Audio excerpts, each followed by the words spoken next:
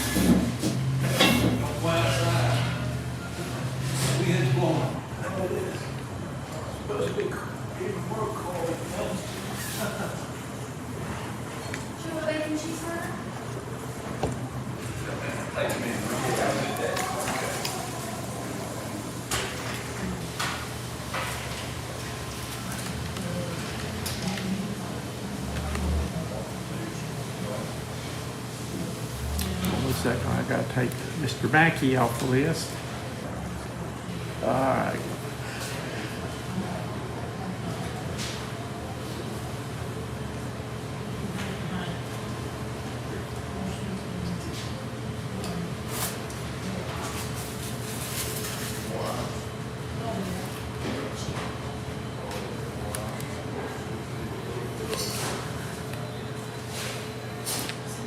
All right, Coach, give me your name one more time. I'm drawing a blank. I'm sitting here.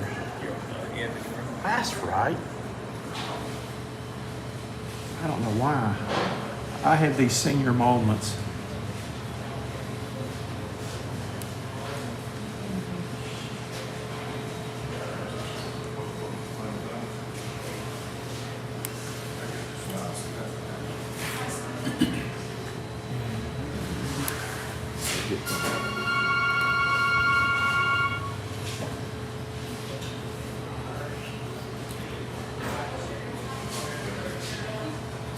All right, and welcome back. We are with Coach Murphy here again. We had so much fun last week. You decided to come back and join us again this week, though. So good to have you back with us there. All right, Coach, I'm going to throw a couple of.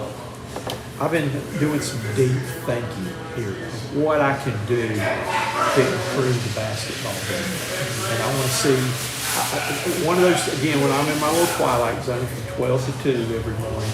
In there when I'm meditating and just kind of chilling out. That's when I do my best thing. I've got some suggestions. May not be good suggestions or some ideas of how the game of basketball could be improved. I'm going to run them by you and see what you think of these. And then I'm going to get you into a few of the fun questions like we did with Drew right here. All right. What do you think about in the last 5 minutes? Jenny said the last 3, but the last 5 minutes or 3 minutes of the game, jump balls and not have the alternating possession anymore. Because you got a team out there playing their tails off in defense and are diving for loose balls and scrapping and hustling and getting it after it there. And then you got the other team that the ball's on the floor and they're just going to kind of roll over and cuddle it right there. I think if the guy gets in there and gives up his body to tie it up, then he ought to have a chance to jump for it at the end of the game rather than possession. I agree with that. That would be a great deal. Would you like to see that roll? Oh, yes, sir. I would love to. That would be huge. Okay, that's again. This is just me thinking. This is the Cox ideas right here. All right, each player gets 3 fouls per half, and they don't carry over. You get 6 fouls, and let's say, if Drew got 3 fouls in the first half, then there would not be a choice of the coach taking him out. He would be out the rest of the half, and could come back and start the second half there. But if he didn't get them, they couldn't carry over. What do you think about that? I don't like that one. You don't like that one? Okay. I feel like there would be a lot of confusion when some of our guys come into some coaches probably agree with that. But Okay. It's different. I'm just looking to yeah. spice up the game a little bit there to do that. That was one right there though. And somebody said, well, what happens if they, if it goes into overtime, then you give them one, they're giving them 1 foul in overtime if they've already fouled out of the game. they get one to start throwing. I like that. I like that. Okay, all right. Flagrant fouls. If somebody commits a flagrant foul, and one of the last games I had, Chico got rammed in the table, knocked all my stuff off the floor. TV game over there. But if somebody gets a flagrant foul, I think it ought to be 2 points in the ball out of bounds, not shoot the free throws. Because some of the time, the guy who got flagrant fouled is in pain and got the crap knocked out of him there. He don't feel like shooting a free throw. But I say go on and award him 2 points and give the team the ball out of bounds. I agree with that 100%. So like you said, some of the guys are injured. They are. And they just painful to shoot free throws. So Yep. 2 points in the ball, I agree with that 100%. Okay. All right. Technical fouls. If a player or a coach gets a technical foul, that is 2 points in the ball out of bounds. You don't have to shoot the technical foul. You just get the points. I like that one too. Okay. I like that. Speed up the game a little bit there. All right. This is one I'm not really that big on right here, but I did think about it. Have a coin toss to see who gets the ball first to start the game. Instead of jump ball. Like the NFL? Yeah. And what we're going to call, we're going to call tails, because tails never fails. That's true. I like that. It's different. It's very different. I like that. It would be different, a different way to start it, right there though. Although I used to have a set play back in the day when I knew I was going to win the tap. And I got this play from USC Aiken back when I was 40 years ago. Was they knew they were going to get the tap. They put the 2 best shooters on their offensive end in the corner down here to start the game. They put their center here, they put a guy behind right here, and they put their other player right there. And what they did was, he tipped it back deep here. Guy got the ball, fired it up the sidelines, and they jacked the 3 up before anybody got down the other end court. That's a quick play. It's a quick play, quick hitter there. So that would take away my option on that on the coin toss right there. What are your thoughts, and I can even get see Drew's thoughts on this too, about there's a lot of mouthing that goes on during the games, after the games. Do you think we still need the handshakes after the games?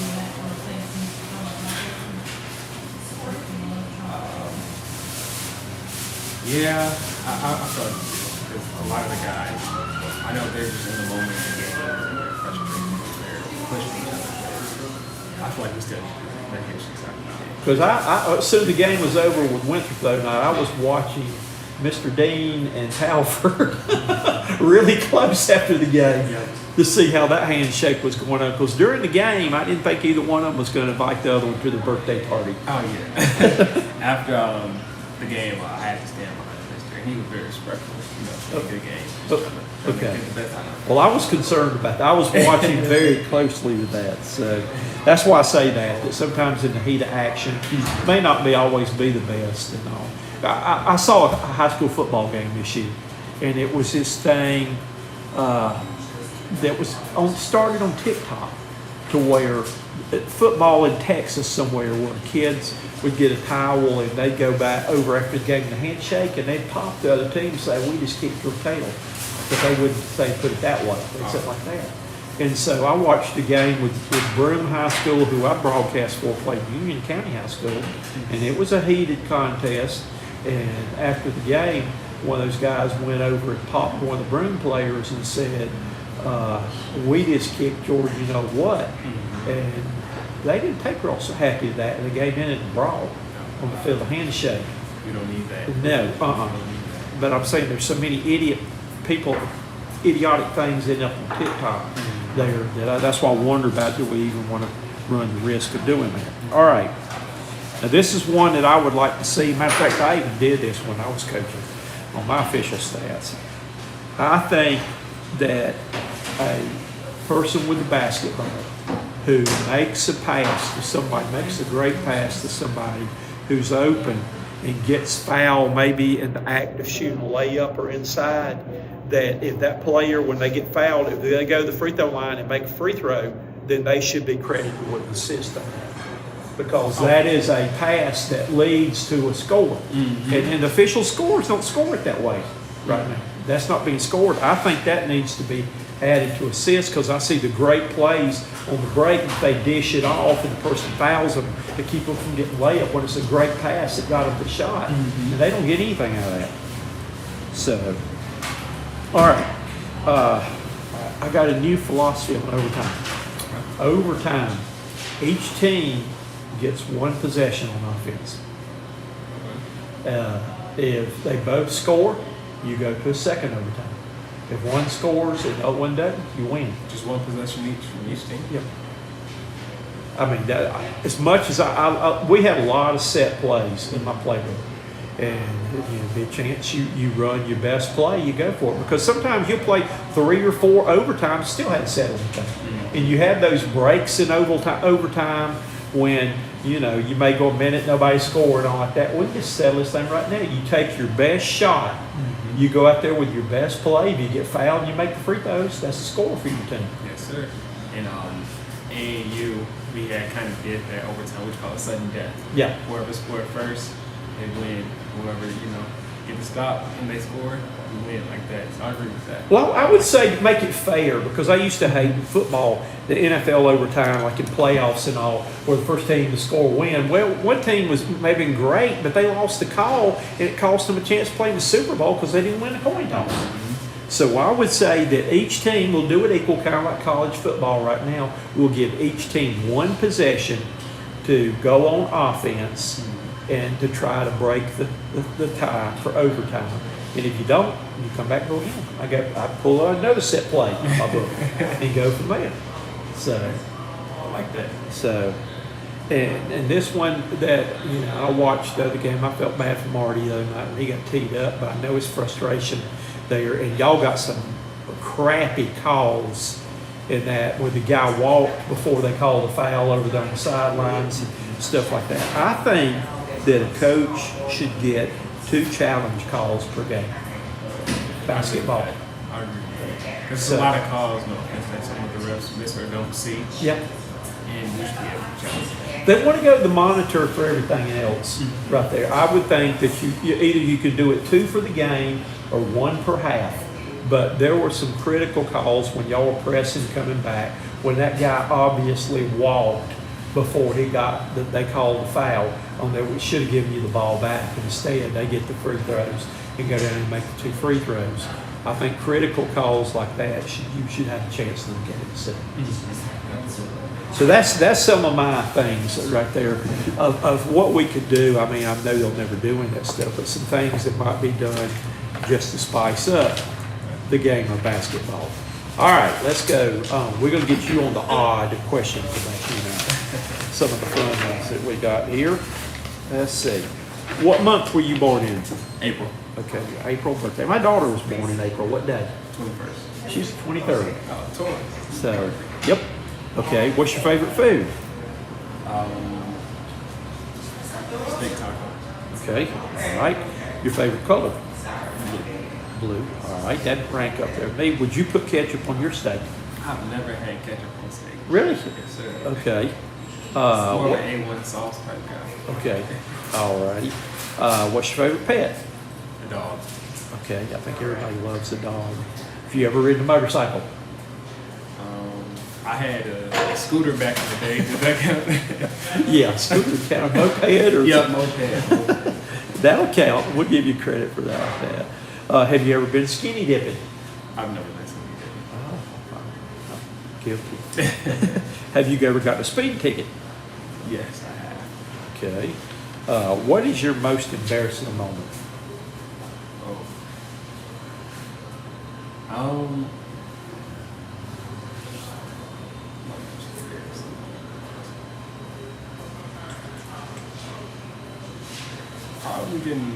I would say getting dunked on. Okay. Being a poster boy? Yeah, Poster child. sadly, but it happens. It's part of the game. I never got dunked on. I always wiped them out before they could. Nah. I made them earn 2 from 15. I tried challenging, but it's just ain't one. So. Yeah, sometimes you can't. Yep. So, well, I either did that or either got out of the way with that, though. My most embarrassing moment would be when I forgot the words to Silent Night when my wife and I was my girlfriend then were performing in the Christmas music ceremony at church. In the middle of, so I didn't know I had to sing the third verse. And I get to that, and I just froze. I quit playing the guitar. I quit singing, and she had to go a cappella by herself there, though, and I'm doing that. Yep. I'm just sitting there shaking my head, and the people in the audience are just grinning. And I'm like, please get me off the stage immediately. Is there a trap door? And probably one of the funniest thing that embarrassed me when I was teaching school, that was I was sitting in my chair, and I had my chair wheels behind my desk when I was a classroom teacher. And I had some paper wad to throw in the trash can. Well, I wasn't going to dunk it this time. I wasn't going to shoot it at it. So I decided I'm just going to roll over there and throw it in the trash can. And so I got a good push to make it all the way along. I didn't bother to look to see what was behind me, and the overhead projector cord was plugged in behind me. And when I pushed, my wheels hit that, and I turned to flip out the chair backwards, ended up upside down with the chair on top of me, and my class was just rolling laughing. And I had to laugh with them, because if I had seen something like that, I'd have been crawling on the floor laughing. So that was probably one of my most. All right, binge watching. Are you binge watching anything? What would you be binge watching? So my girlfriend and I, we watched The Rookie. Okay, Yep. that's good too. Yes, sir. All righty. Let's see what else we got. Have you ever shot a gun? Oh, yes, that's a gun range. I've got my concealed weapons program. Okay. What was your favorite Halloween costume as a little boy? Scream mask. Had the squeeze thing and the blood come down my face. That sounds interesting. Okay. Have you ever held a snake before? No, sir. I had one time that I hadn't held one by myself, that it was a big python that we all held that. And it was like feeling muscles. It was like, I don't like to hate snakes. You know, something wrap around you. Yeah, they wrap around you and choke you to death. But he was one big muscle that was about 8 feet long. I do not like no necks. They are not one of my favorite things to fool with. All right, do you believe in ghosts? No, I do not. Okay. Is there anything you're afraid of? Spiders. Spiders. Okay, spiders don't really bother me. I just mash them, but heights is what I go bad I say heights of the spider. on. Okay. As crazy as that sounds, yeah, I do not like spiders. Not heights at all. What's something that most people would not know about you? I have a twin. Oh, really? Yes, sir. Okay. Have y'all ever played tricks on girls or anything like that? The swap outs? No comment. Do not incriminate you. We are live on the air right here, too. Let's see. What's your favorite movie? Baby boy. Okay. I have to go with the old classic Hoosiers. Okay. Indiana. That was my favorite movie. I used to show that on every road game. We played on the chartered buses and all. And it was great. You know, my players always wanted me to put in picket fence. Mm-hmm. That's if you bring me Jimmy. It only works with Jimmy. So they never did. So we never did though. Where were you born? Chicago, Illinois.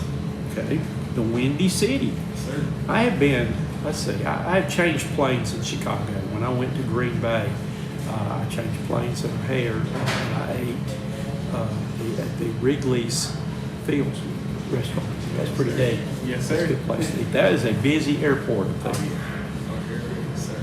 But that would be, I have not been on the ground in Chicago, but I have flown over Chicago. You got to check out Chicago. It's really beautiful. Really? I've seen a lot of Christmas movies that have been filmed downtown, the Hallmark movies, where it's looked really pretty around Christmas times there.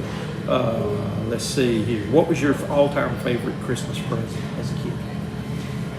I gave him my first iPhone. Okay. My first phone.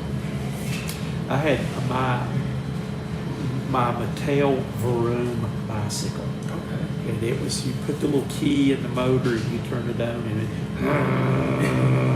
like that and all. I had turn signal on the back and all. But I was hot stuff on that one.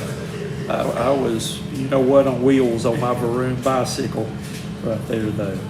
All right, who or what is your favorite music group? Music group or artist? Artist. Artist. I would say Lil Wayne. Okay. All righty. Let's see.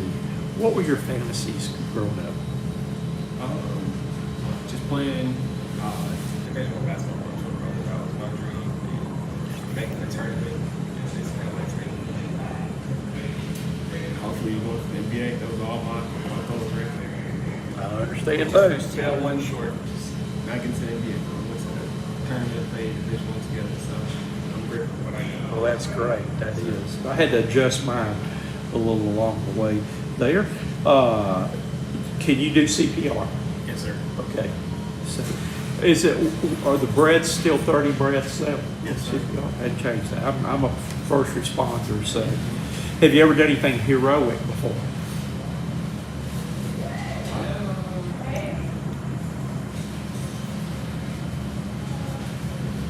Not that I can think of, but I'm always helping people out. I don't know how heroic. It's just everything. I guess my biggie, man, my mother-in-law credited me for this. I'm a first responder, but she fell one time and had a compound fracture where the bone was broken and sticking out of her arm there. And she was going into shock, and I had to splint the bone before the EMS could get there. I splinted the bone and got some cool rags. I got my daughter to help me though, and just kind of talked her down through it for everything in there to keep her from going into shock, and kept her from bleeding until the hands could get there. So she claimed I saved her life for her. So I'm with too. So, but that was just kind of one of those things that you didn't have a whole lot of, you just jump in, don't think about how bad it looks. Locked in and tried to do what you had to do to help somebody. Are you a cash or debit card person? Used to cash, but now the world debit, Apple Pay, and all that stuff. So. Well, I tell you, be careful on that. That I had my identity stolen back in August. Somebody stole my identity and got my social security number. They got my driver's license picture and number, and they stole every bit of my money I had in my bank and my savings. I got ripped off. They ripped off my Facebook page, and I had over 30 years worth of pictures from my players and contacts in there. I lost everything I had in the snap of a finger in one day because somebody identity theft. There sure is, but I lost all my money and lost all my business records. I lost everything with that though. So be careful out there. But I'm all debit card too. But I learned some big lessons on that. All right, have you ever roller skated? Yes, sir. Okay. Have you ever snow skied? No, but I want to do that. Have you ever ice skated? Yes, not. I used to be really good. I could not make it around one time now because of the pressure it puts on my ankles. It makes me cramp. Yep. I get cramps bad, but I used to get out there and do little circles around, spinning around the center. Back when I was in high school, I could do a lot of things that I can't do now, though. So, all right, who's the most famous person you ever met? I'm pretty cool with a lot of NBA players like Darius Garland, Brandon Ingram, and all those guys. I don't say like that. Okay, I'd probably have to throw Michael Jordan and some of those guys in there. That, Stephen Curry, Shaquille O'Neal. That's one person I want to meet. He's funny. He's funny. God, and his hands, I've shaken hands before, his hands are as big as baseball balls. Really? They are huge. It is size 22 tennis shoes. So that's pretty big. It sure is there. Have you ever had chicken pox? Never. Knock on wood, because I've had chicken pox, I had a bad case of shingles on my stomach. Because that's the virus that stays in from there. It came back when I was type 2 diabetic, and I gained a lot of weight when they put me on insulin. Well, the insulin triggered the shingles, And that was one of the most painful things I ever been through, with those nerve pain for over a year, all in your stomach and all. But yeah, make sure you don't get the chicken pox. Have you ever hit a hole-in-one on golf course? I'm not. Don't be like Coach Rhodes was telling me. He said that he had putt-putt that he hit the ball in Clown's mouth before. I said, that don't count. Okay. And let's see, a couple more real quick. Have you ever been to the Empire State Building? I've never been there. Yeah, Pat, you've probably been to the Chicago Tower.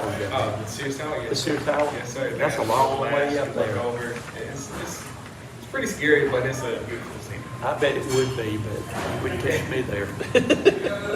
I am not big on heights. Have you ever been to Disney World? I have. When I was younger, but I don't remember my family. I had been, I think, about 4 times. The last time I went, I took my basketball team down there, and we played in a basketball tournament down there. It was a high school national tournament down there, and played Mark Gasson's team in the semifinals. Okay, Mark Gasol? Okay. Mark Gasson was 7 feet tall, 300 pounds. My tallest player was 6'5", and we held him to 10 points. Lost by 5. Great scouting report right there. It was, and it's funny because, you know, I used to talk to Mark Gasol when I was covering the NBA. I got to interview all the players in the NBA, and I was talking to him one time. I took a picture of his picture of the game we played in. I said, "Do you recognize anybody in this picture?" He said, "That's me."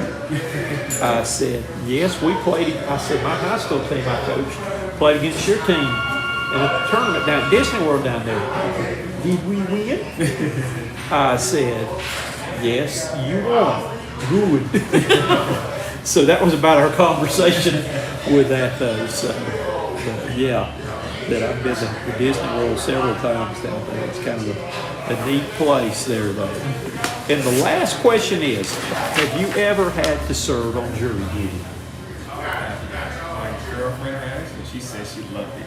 It was interesting. In case she didn't go into too much detail. Yeah. But she said. I was the foreman of the jury one time. And this was really neat. It was a case where a doctor in town had been arrested for DUI in New Year's Eve. And he came in, the police officers, he had his expensive lawyer and all like that. And they had a really good case against him. And everybody on the jury on there, they wanted to let him go. And I spoke up and I said, let me ask you one question right now. Would you have wanted your child to have been out on the roads with this guy on the same night? Because he couldn't, we had the video, he couldn't say his ABCs, he couldn't do anything, the police campaign did.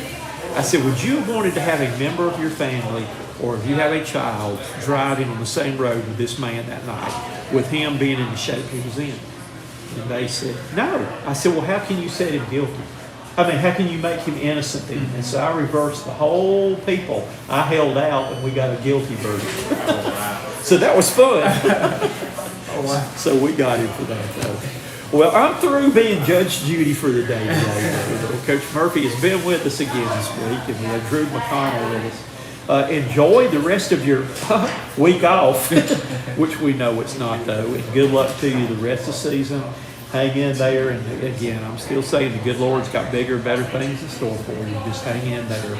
That again, I have been through seasons like this, and you wonder, will it ever end? Will you ever win another game, and then come back the next year or the following year and be in the playoffs or conference champions? So hang in there. Good things are down the road. We will. I appreciate you having us here.